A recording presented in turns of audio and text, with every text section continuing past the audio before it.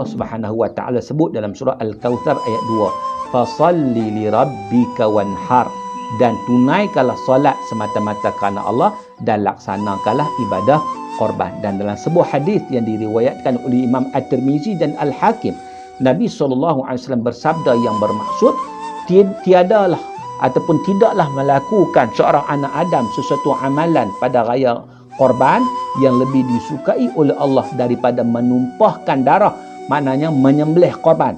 Sesungguhnya haiwan korban itu akan datang pada hari kiamat dengan tanduk, bulu dan kukunya, dan sesungguhnya darahnya yang jatuh di sisi Allah pada satu tempat kemuliaan lebih dahulu dari jatuh ke bumi. Maknanya dia akan mendapat pengampunan daripada Allah Subhanahu wa taala. Dia dapat bila mana dia dapat kebaikan kemuliaan di sisi Allah taala. Belum sembelih tu darah tak jatuh lagi ke bumi, dia dapat dah kebaikan kemuliaan. Maka dengan sebab itu tuan-tuan, ibadah korban ni satu ibadah yang sangat-sangat dituntut. Bahkan dia juga sebagai satu ibadah yang memberi, kita kata, hubungan, bukan takat hubungan kita dengan Allah Ta'ala, tetapi hubungan kita dengan manusia. Sebab itu kita sembelih korban bukan untuk kita makan. Ada orang ni sembelih korban buat kenduri dia, kenduri anak dia, seekor lembu tu tak jadi. Dia tujuan kita korban ni untuk kita sedekahkan dagingnya kepada fakir miskin. Dan di samping itu ia juga merupakan simbolik ke arah semangat pengorbanan dan semangat jihad yang perlu ada pada setiap individu muslim. Orang yang akan memperoleh keridaan Allah dan yang akan dapat mencapai kecemerlangan dunia dan akhirat ialah mereka yang sanggup berkorban masa, tenaga, wang ringgit dan jiwa raga di jalan Allah Subhanahu wa taala. Tak cukup hikmah korban ni, tak cukup dia sembelih korbannya, ada duit sembelih korban, bukan sekadar itu. Kalau sekadar itu, orang kaya senang dia embus 10 ekor lembu dia sembelih, takat tu je. Sebab itu kita lihat simbolik semangat pengorbanan yang ada di sebalik penyembelihan ibadah korban itu.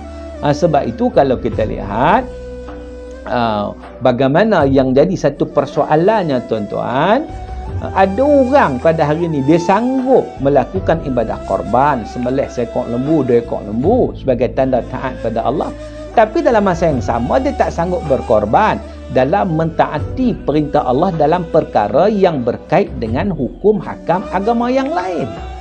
Dia tak sanggup berkorban untuk menunaikan solat 5 waktu dengan sempurna, tak sanggup berkorban untuk tutup aurat, tak sanggup berkorban untuk duduk dalam majlis-majlis ilmu, tak sanggup berkorban, bahkan masih lagi berguluman dengan maksiat dan perkara-perkara yang diharamkan oleh Allah, menipu, rasuah, judi dan sebagainya. Maka mengapa berlaku seumpama itu? Kerana dia tidak faham isu semangat pengorbanan yang perlu ada dalam pelaksanaan ibadah korban.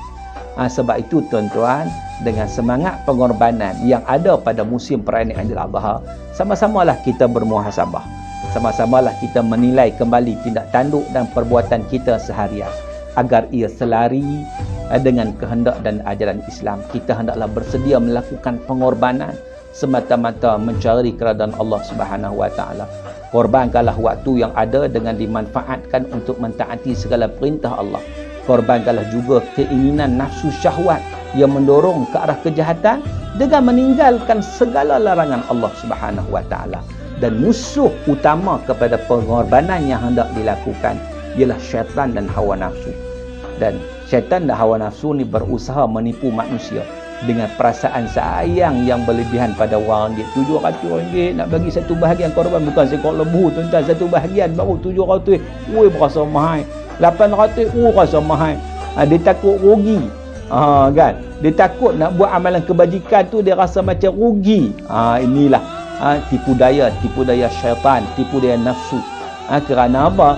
Kerana sesungguhnya syaitan itu adalah musuh kamu. Fattakhiduhu aduwa, kata Allah. Ambillah dia, anggaplah dia sebagai musuh.